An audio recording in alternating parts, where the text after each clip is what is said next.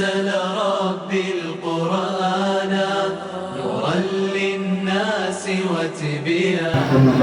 Atas limpahan rahmat, nikmat dan karunia-Nya di malam yang berbahagia ini, kita masih diberikan kesempatan bertatap muka, bersilaturahmi dalam acara pelantikan pimpinan dan wakil pimpinan Daerah Muda Yapena Yayasan Pendidikan Arun.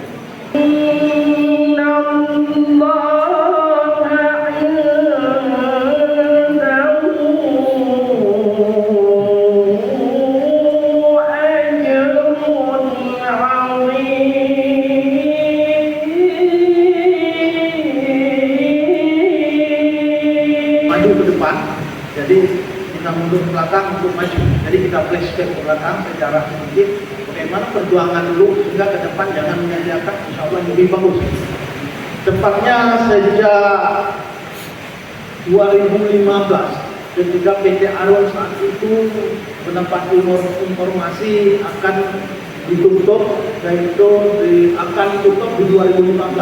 Informasi akan ditutup 2015 dan benar 21 Desember tidak ditutup. Ketika itu Pak Zainal Yaqub, Ketua Badan Dakwah Islam PT Arun, saya berada di dalamnya, masih dalam unsur Badan Dakwah, dan beberapa teman-teman yang lain memikirkan bagaimana kalau PT Arun semua sekolah-sekolah akan dinegrikan. Semua sekolah-sekolah akan dinegrikan. Semua fasilitas yang ada di sini akan dikembalikan kepada Departemen Keuangan atau Lembaga Aset Manajemen Negara (ELMA). Artinya, api yang selama ini berkibar akan hilang. Ya, lambang-lambang Arun akan sirna. Oleh karena itu, Pak Zainal Yaqub dan tim, yaitu Badan Dakwah Islam, saya ada dalamnya dari beberapa teman-teman, yang memikirkan supaya kalaupun dinegrikan sekolah-sekolah, tetapi lambang yang Yayasan Pendidikan Arun yang melambangkan itu api merah itu harus tetap eksis. Konon bukan negeri, kita harus bisa. Kami merintis sejak dari sekolah dari yang pernah yang di Palau kemudian langsung ke langsung ke Selawang, ada Gontor, Hulu, Darussalam dan seterusnya. Kami bertemu semua dan kami ingin mempelajari bagaimana cara menghidupkan sebuah pesantren. Karena Pak Zainal dan saya itu orang pabrik juga. Dan karena semangat yang menyala agar lambang PT Arun, lambang api tetap eksis. Nama Yapena sudah dikenal di seluruh sektor dunia, kalau di Indonesia, malah luar negeri. Nama Yapena, nama sekolah PT Arun yang boleh juga diundang di sekolah-sekolah fakultas terkenal. Nama Yapena tetap ada, namun di dalamnya kita isi dengan pesantren, sanawiyah dan aliyah. Alhamdulillah Pak Zainal dan tim berhasil. 2 hari ya Pak Zainal ya, kita nginap di Wisma Haji Banda Aceh. Jadi beliau adalah seorang pelopor. Kemudian daripada itu tepatnya di 2009. Hari ini tepatnya sudah 15 tahun lebih kurang. Beliau masih berada di dalam sekolah Yapena ini. Alhamdulillah. Kemudian daripada itu direktur pendidikan saat itu Bapak Bahtiar yang di sebelah Pak Azmi. Ya, ini direktur sudah berpengalaman sejak sekolah PT Arun. Maka alhamdulillah berkat tangan-tangan mereka dan seluruh guru-guru yang eksam kita dijadikan guru di Yapena ini, sanawiyah dan aliyah. Ditambah dengan yang ahli-ahli seperti Ustaz Rijal, Mulyani yang kepala pasang dari LC Timur Tengah. Maka sampai hari ini tepatlah di 15 tahun perjuangannya. Kemudian daripada itu, sebagaimana kita ketahui, pertama diterima Yapena di tahun 2009 itu muridnya semua laki-laki ya, Pak. Semua laki-laki. Sejumlah 90 orang. 1 kelas 2 kelas Sanawiyah, 2 kelas Aliyah. Itu perjuangan. Di tahun kedua baru bercampur ada putra dan putri. Kemudian di 1 tahun pertama sampai kedua orang punya tidur di dalam kelas. Tidur di dalam kelas, mandi di situ, mandi makan juga ada uang makan di situ. Nah, alhamdulillah hari ini, malam hari ini anak-anak kita sudah 750 orang. 750 orang sudah bisa menempati rumah laki putra dan putri dan kelas-kelas yang sangat bagus dan cukup memuaskan. Alhamdulillah cukup, tidak ada kurang. Alhamdulillah PT Arun, PAG masih mensuplai energi listrik sehingga anak-anak masih tidur tinggi, insya Allah. Dan ini perjuangan Pak Zainal Yaakob dan tim guru-guru. Maka pantaslah kita berterima kasih kepada Allah. Kemudian daripada itu, waktu jualan yang membuat semua itu berubah. Changing is the better for future. Perubahan adalah suatu kemajuan untuk masa depan. Pak Zainal insya Allah akan dipromosikan, dalam bahasa promosi saya bilang, beliau akan naik ke yayasan untuk menyumbang kuah-kuah pikiran beliau untuk kemajuan daya yang depan. Kepada pimpinan yang baru, Ustaz Arif Rahmatillah yang dimuliakan Allah, tumpuan harapan kami, tumpuan harapan Yayasan Pendidikan Arun yang sedang kami rintis sebelumnya, dapat mengayomi kami, mengayomi seluruh sivitas akademika, guru-guru, ustaz-ustazah, dan seluruh penghuni daerah Moren Arun ini. Bapak Ibu para hadirin, inilah acara puncak kita pada malam hari ini, yaitu serah terima jabatan sekaligus penandatanganan SK kepemimpinan atau pimpinan dan wakil pimpinan daerah Moren Penang.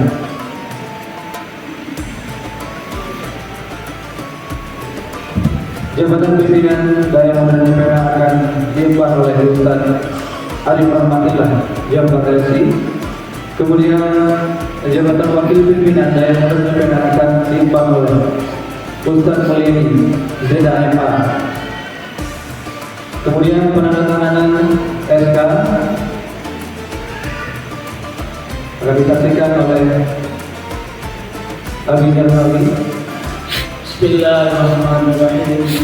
Dengan mengucapkan bismillah, pada hari malam ini Jumat tanggal 25 Jumadil Awal 1445 bertepatan dengan tanggal 8 Desember 2023 masuk penandatanganan surat keberangkatan Saudara Arif Rahmatillah LC Diko Bank NEI sebagai pimpinan daerah Moren Penang dan Saudara Mulia ZZA MA sebagai wakil pimpinan daerah Moren Penang.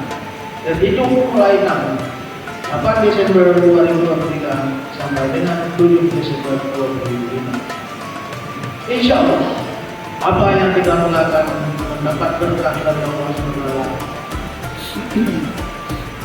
Penandatanganan dimulai oleh Ustaz Arif Rahmatillah MDI, dilanjutkan oleh Ustaz Mulia ZZA serta dilanjutkan oleh saya. Terima kasih.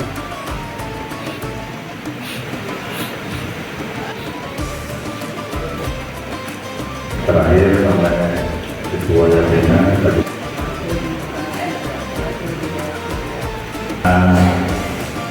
Pak Jari, kalian foto lagi sadarnya, rame-rame jadi sama tamu juga. Bebas sekali. Satu, dua, tiga.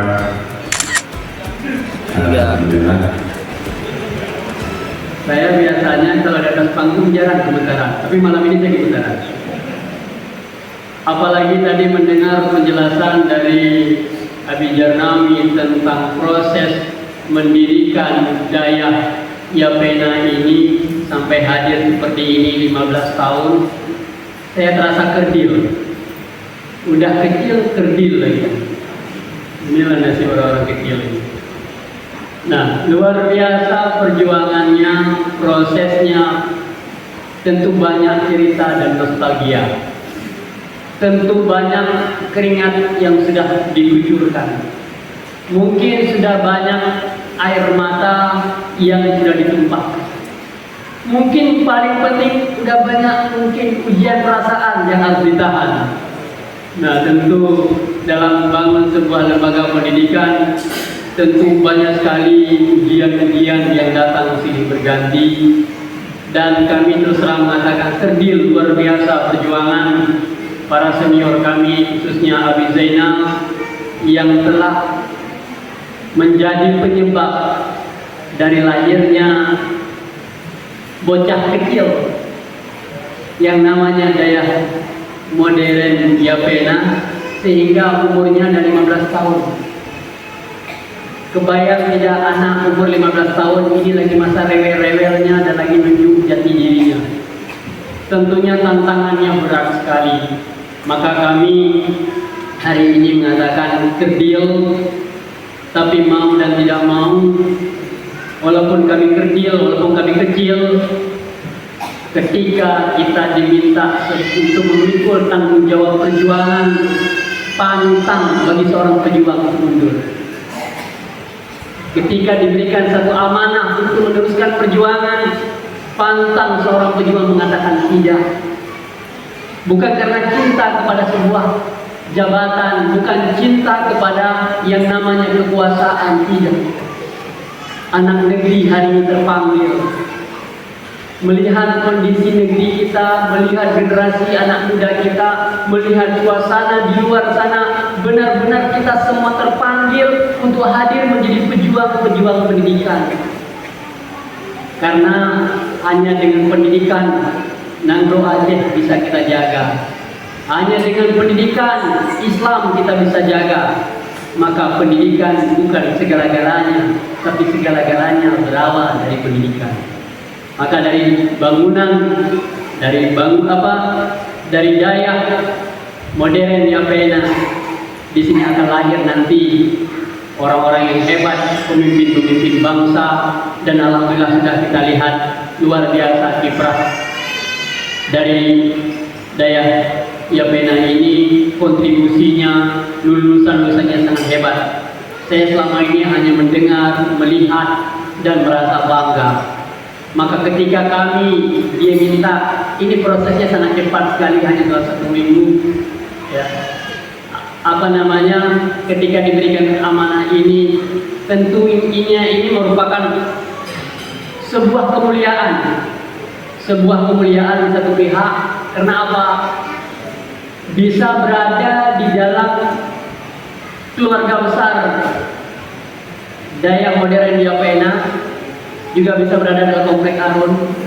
Karena kami waktu kecil-kecil kalau lewat di depan Batu Hati cuma lihat aja komplek Arun, kapan dia kamu masuk? Waktu kecil-kecil saya berangkat dari Matang Gelombang 2 itu lewat, cuma lihat aja. Kami naik dulu namanya BE, Biren Express. Wah, luar biasa. Biasanya tertidur di dalam BE itu kami ketiduran. Tapi ketika lewat di depan komplek Arun dibangunkan, bangun. Budak Arun.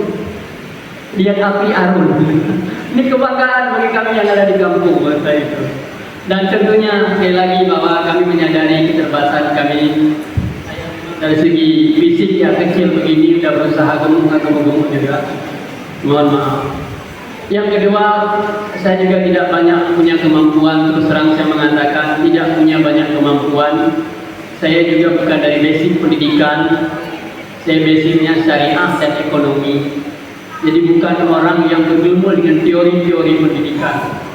Yang kita miliki hari ini semangat untuk membangun negeri, semangat untuk menyelamatkan anak bangsa, semangat untuk membangun sebuah tim dalam rangka bagaimana anak-anak ini bisa menjadi anak-anak yang soleh dan solehah, tetapi berprestasi dan unggul.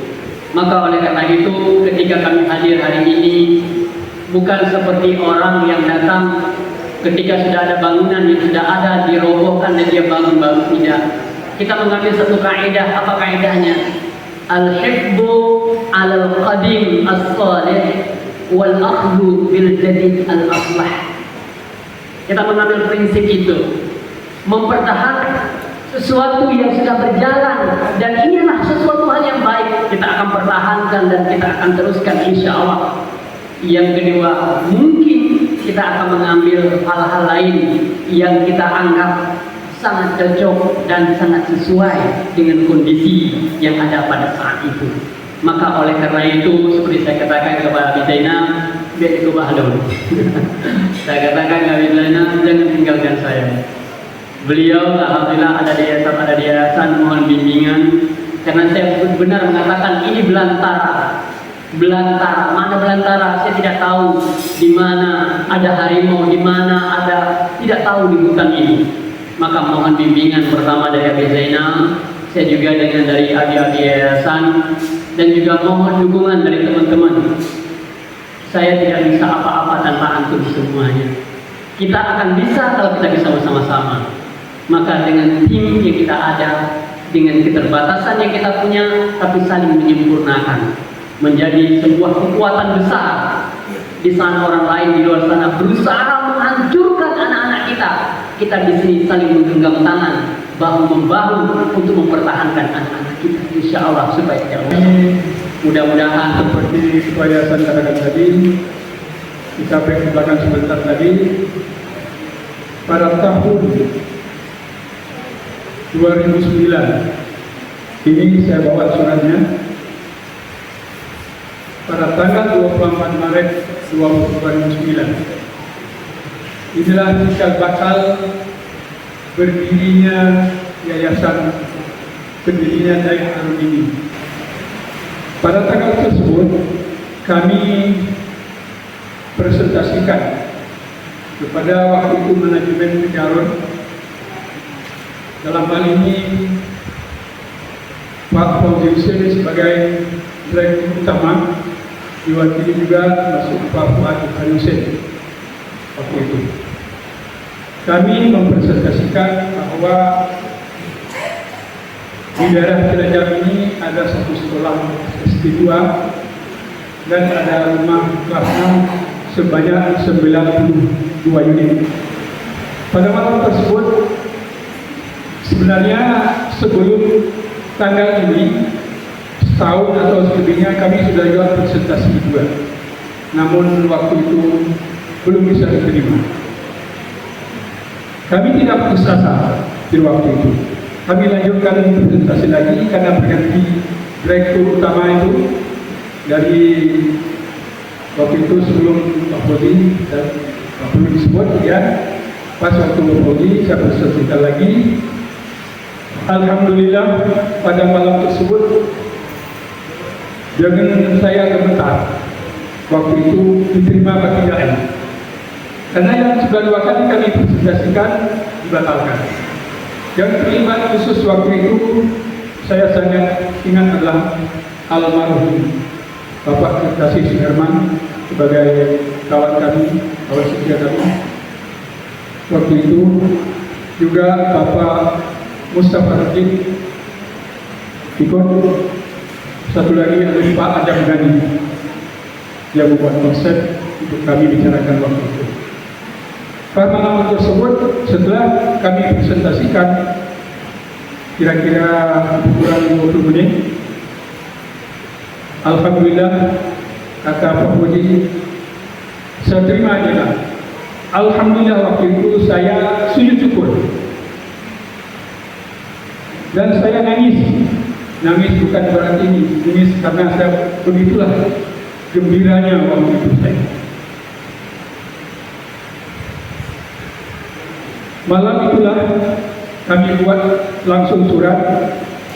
Waktu itu ketua yayasannya masih Pak Ridwan Ishak, belum baca nama. Pada tahun 2009 masih Arun, saya juga masih kerja Arun waktu itu, bekerja sebagai Ketua Badan Dakwah Islam. Sedangkan pensiun saya 2012 awal, masih bekerja. Berjalan waktu, pada malam itu ditandatangani langsung surat. Saya yang pertama ditandatangani oleh saya sendiri sebagai pengusul, yang kedua ditandatangani oleh Ketua Umum YAPENA Bapak Ridwan Ishak, terus disetujui oleh Pak Fuad Bukhari dan ditandatangani oleh Pak Fawzi Hussein. Alhamdulillah, inilah cinta bakal pertama sekali berdirinya Arun, berdirinya Daya ini sampai sekarang ini. Alhamdulillah. Berlanjut waktu, kata Pak Nawi tadi 2015 untuk pemberitahuan penutupan PT Arun.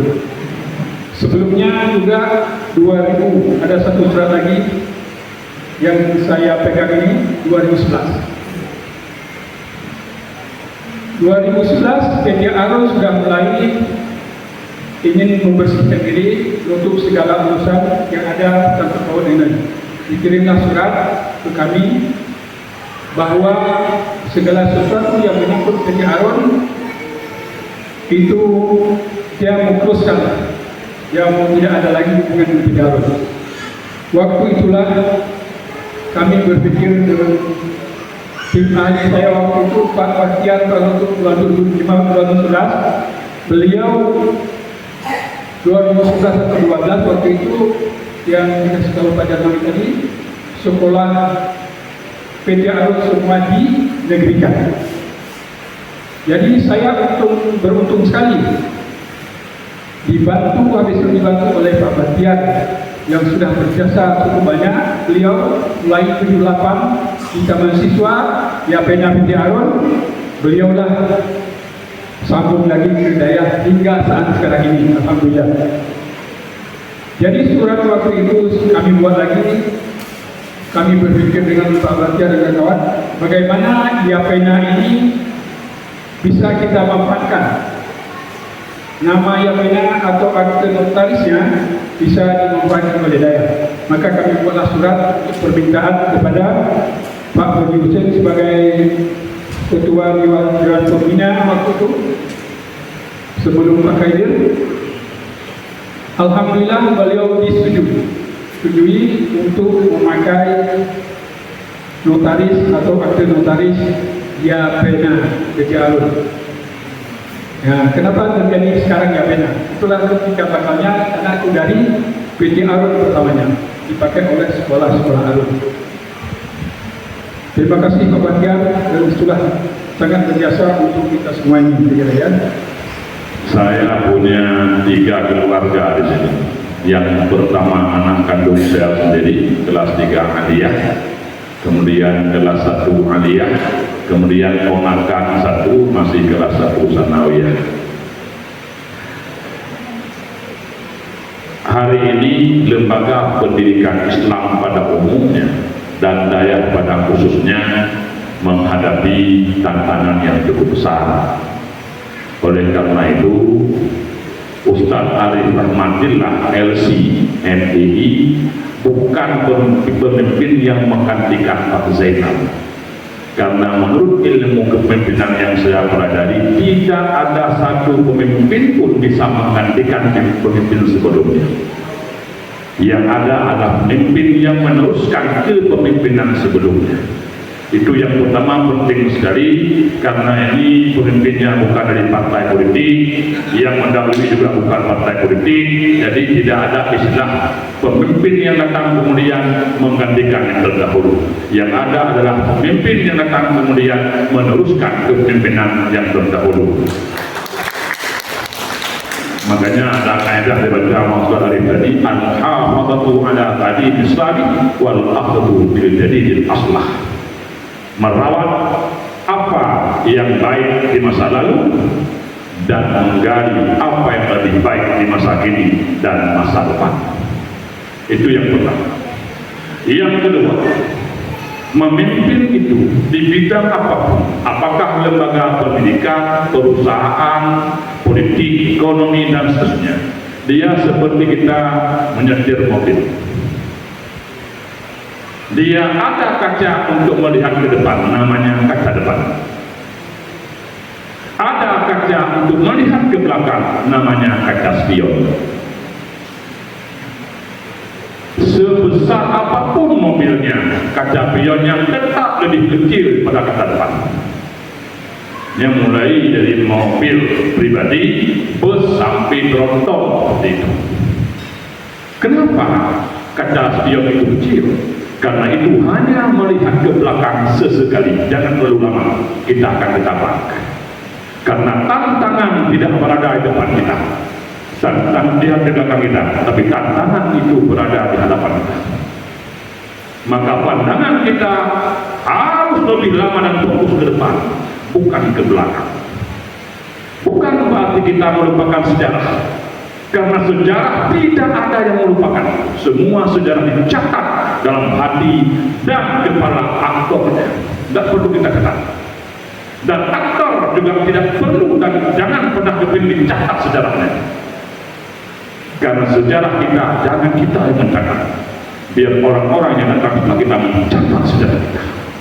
Sehingga kita lebih banyak energi dan waktu untuk melihat ke depan karena kacanya lebih besar. Dan pandangan kita bisa lebih lama dan lebih jauh. Sesekali tengok ke belakang. Siapa tahu ada anak kambing orang dengan kita atau ada klub mulai. Kaca spion untuk melihat ke belakang itu adalah untuk menghindari kecelakaan sejarah. Sementara kaca depan adalah untuk mengejar cita-cita kenapa dayak ini didirikan. Ini poin kedua. Ada 200 poin, kita beda 2 menit. Tidak hanya beberapa poin saja. Yang ketiga, mantan Menteri Agama Republik Indonesia di era Soeharto, yang juga guru saya pernah kuliah langsung dengan beliau di usia sejanya, yaitu Bapak Muhdi Ani. Dalam riset beliau tahun 80-an, ketika dunia digital belum bekerja dan internet belum berjaya, beliau mengatakan bahwa satu-satunya lembaga pendidikan yang dapat diharapkan mencetak pemimpin dengan karakter masa depan yang kokoh dan kesadaran masa lalu yang mantap itu hanya dayak. Hanya yang boarding, yang berasrama. Apa karakter yang dididik oleh dayak ini? Satu, kesederhanaan. Walaupun kita lihat dia mengeluh tentang orang luar kuih dengan berita bisnisnya. Kalau saya di pesantren itu nggak ada yang datang. Setahun sekali datang, bukan datang bawa kuih, datang bawa kita pulang. Nggak ada bawa apa-apa. Ya, sekarang dia minggu di Jenung, bahkan sampai 2 kali di Jenung. Termasuk ibu anak-anak saya bilang jangan dibiasakan Jenung, dia minggu 2 bulan kali di Jenung. Entah tahan, karena bukan di pesantren itu. Ya, karena istri kita bukan di pesantren, begitulah akibatnya. Tapi tidak masalah. Karena itulah yang terbaik yang kita temukan dulu sampai sekarang, sampai ke depan itu yang paling baik. Tapi saya mencerita bahwa kesederhanaan itu kesamaan lauk pauk yang dimakan anak kita waktu pagi, siang, malam. Nasinya sama, dimasak di dapur yang sama, oleh orang yang sama, dengan lauk pauk dan sayur-sayuran yang sama. Itu yang kita maksud dengan kesederhanaan. Yang kedua, dayak ini membangun dan mendidik karakter gotong royong dan kebersamaan. Mereka belajar malam bersama, salat jamaah bersama, olahraga bersama, ada lomba-lomba bersama, bikin kegiatan-kegiatan bersama, baik semesteran maupun tahunan. Kebersamaan inilah yang sudah mulai renggang dan hilang dalam kehidupan kita dalam berkeluarga, bermasyarakat, berbangsa, dan bernegara. Sekarang orang berlomba-lomba untuk saling meninggalkan. Tapi Dayak mendidik anak-anak kita berlomba-lomba untuk tidak saling meninggalkan, tapi saling bersama. Kebersamaan ini adalah karakter yang harus dimiliki oleh calon pemimpin bangsa di masa yang akan datang.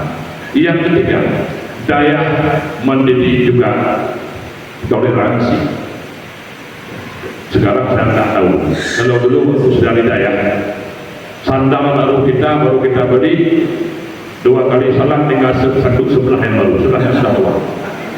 Tapi tak ada demonstrasi, tak ada protes di era itu. Kenapa? Ada kemampuan memaafkan lebih besar yang kita miliki. Kita berharap Dayak menjadi karakter orang-orang yang punya kemampuan memaafkan. Kenapa? Karena hari ini kita hidup dengan orang-orang yang tidak punya kemampuan memaafkan. Sedikit masalah kantor polisi, sedikit masalah ke pengadilan. Orang bangga bila mengalahkan orang lain di hadapan pengadilan. Ini karena tidak punya karakter kedayakan. Tak pernah didayak. Kalau pernah, ini termasuk murid yang gagal pendidikannya didayak. Bukan gurunya gagal, tapi dianya yang gagal. Ini yang dimiliki oleh Dayak, yaitu toleransi, karakter memaafkan. Apalagi orang timur seperti orang Indonesia dan orang Aceh, punya kebiasaan minta maaf kalau tak bersalah. Yang mana salah tapi bagaimana? Kalau kita ke rumahnya, kalau misalnya ada apa acara arisan atau apa, nah keluar rumah kita mohon maaf. Bila makanan yang kami hidangkan mungkin ada agak asin, agak masak, beliau mungkin masih terlepas jarak karena murah peti bagi karena kadula. Tapi minta maaf ya, karena tak bersalah. Coba kalau bersalah sampai mati yang bagaimana? Ini di Dayak tidak laku ini.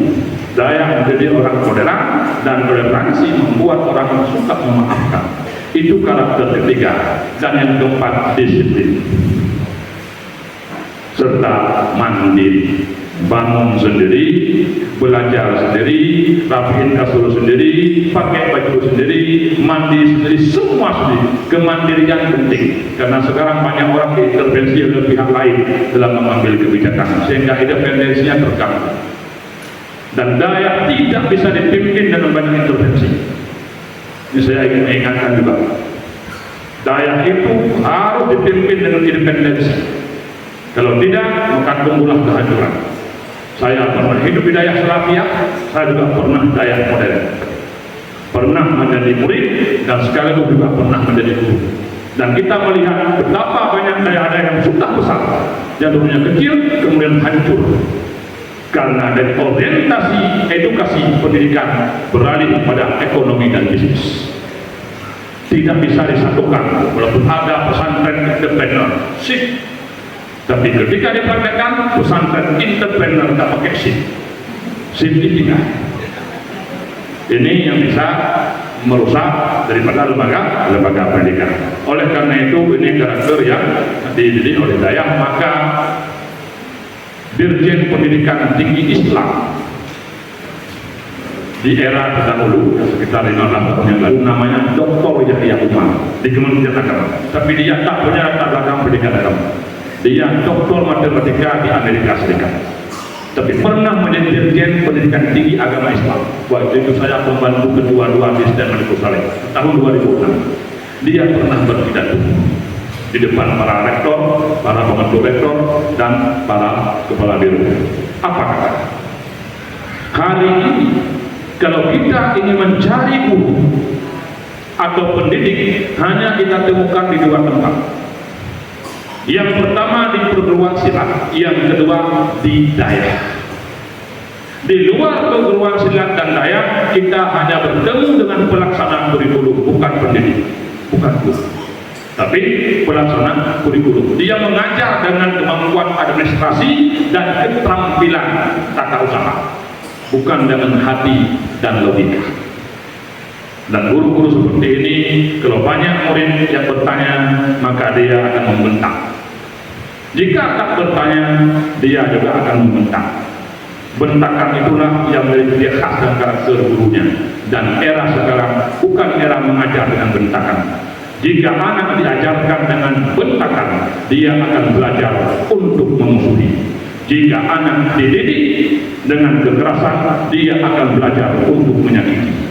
Tapi jika anak dididik dengan kelembutan, dia akan belajar untuk melindungi. Jika anak dididik dengan kesabaran, dia akan belajar untuk menanti, sedia menanti. Ini saya kira yang menjadi perhatian kita. Tapi guru-guru biarun, bagus guru semua pada negara yang kan. Daripada anak saya akan dulu ketika dulu gitu. Ini saya kira saya ingin pesan kepada pimpinan yang baru. Tantangan, kebetulan saya punya banyak riset tentang pesantren, terutama di Aceh. Saya riset sejak tahun 2006 sampai kemarin terakhir 2002 saya masih riset tentang pesantren.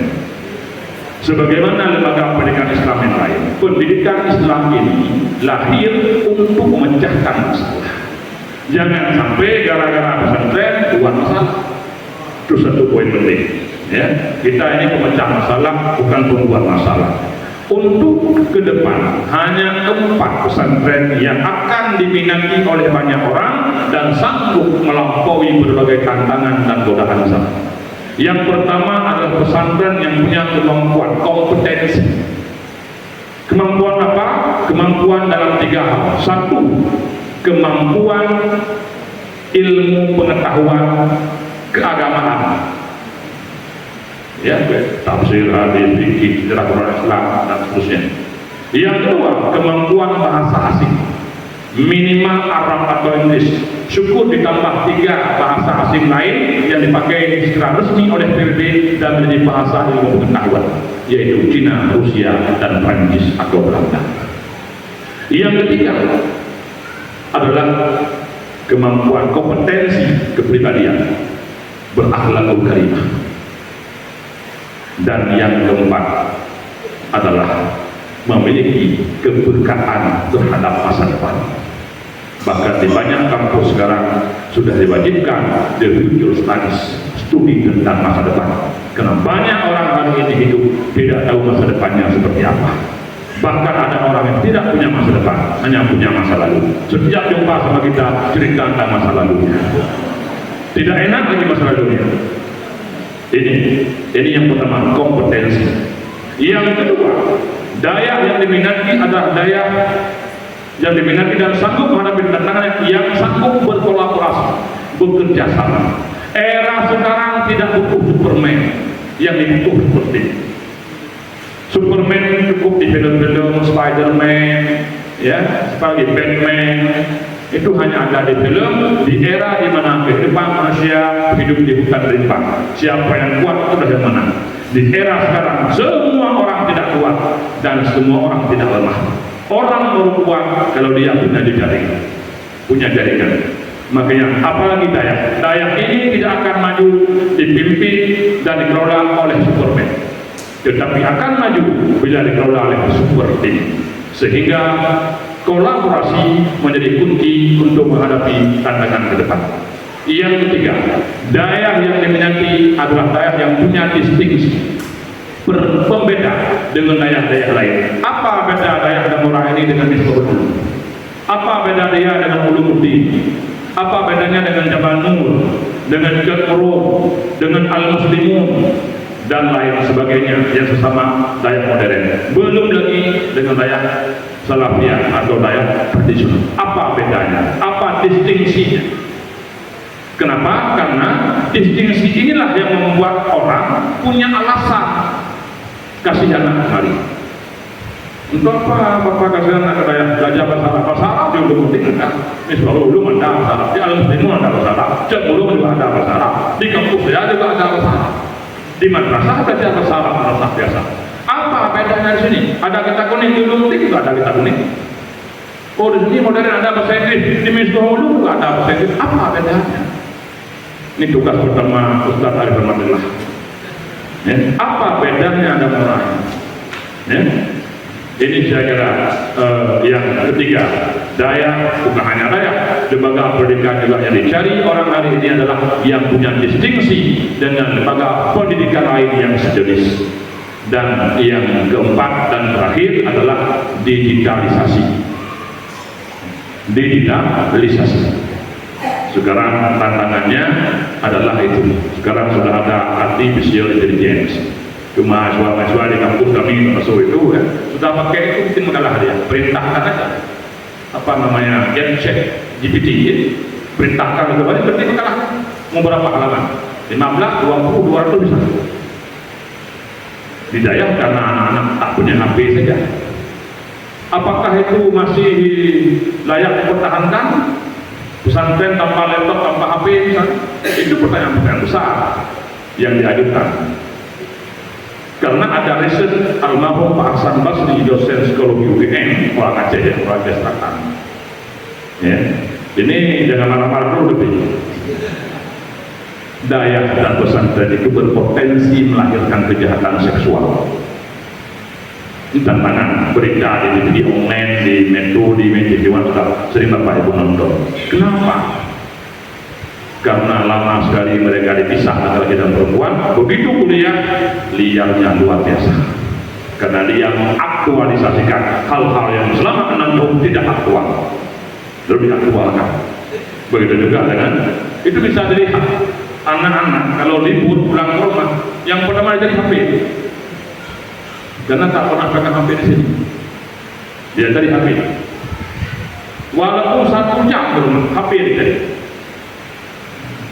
Ketika anak kita mencari HP, harus bertemu dengan kita, jangan sampai bertemu dengan HP. Saya sering bilang ke anak saya begitu, kakak dari apa? HP. Boleh nggak dicari? Iya, boleh. Harus cari kita, jangan sampai anak pulang kita tak ada di rumah, jumpa dengan HP. Tapi kalau ada kita, jumpa dengan kita, dia tak jumpa dengan HP. Digitalisasi ini menjadi penting dalam sistem pelayanan administrasi supaya banyak orang bisa mengakses. Dan sekarang lagi ngetren juga daya kejuruan ya, di pulau-pulau Jawa, jalan daya kejuruan dan sistem pembelajaran cyber hibrid. Mungkin bisa punya santri dari Lamongan, ya, dari Padang, dari Malaysia, dari Thailand. Tidak lagi semuanya tatap muka seperti yang konvensional oleh semua daerah yang ada di Indonesia. Tapi sudah bisa hibrid karena semua bisa dimanfaatkan sarana teknologi informatika yang disediakan, karena hanya langkah-langkah yang tidak konvensional yang membuat kita menjadi besar dan unik. Tapi kalau kita mengambil langkah-langkah konvensional, maka kita tidak akan pernah berkembang melampaui perkembangan orang lain yang ada di sekitar kita. Sehingga sama aja pada pasal yang 250 sekitar kita 250 paling 1.500. Tapi ada alternatif yang disediakan oleh dunia ini, di mana orang-orang yang tidak punya kesempatan atau kemauan untuk menetap boarding di suatu tempat selama bertahun-tahun, mungkin daya ini bisa menyediakan nanti orang tak perlu menetap di sini, tapi dia tetap belajar agama dengan kurikulum yang sama, tapi di dunia virtual, tidak di dunia faktual, atau di dunia maya, tidak di dunia nyata, dan itu tidak mahal, itu sangat murah. Tetapi orang bisa mengejar pendidikan dengan cara lain atau alternatif lain, karena pesantren atau sekolah hari ini ibarat toko kelontong, dia harus menyediakan banyak bahan baku, karena ada orang yang perlu garam, ada yang perlu gula, ada yang perlu rinso, deterjen dan seterusnya, dan semuanya atau kebanyakan harus kita sediakan untuk memenuhi kebutuhan masyarakat kita. Saya kira itu dia.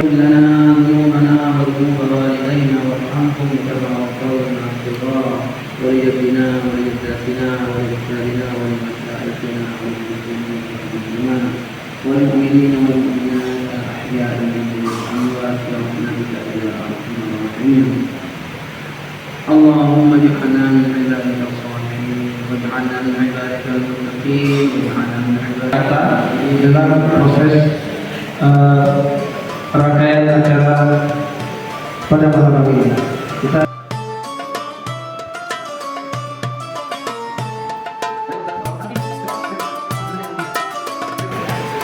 Ya, 1, 2, 3, 3, 2, 1. Semangat tangannya. Ya, 1, 2, 3, 3, 2, 1. Selesai. kayaknya Pak seperti sama. Ya. Dan kencang. 1, 2, 3.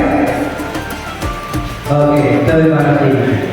Dipersilakan. أنزل ربي القرآن نورا للناس وتبيانا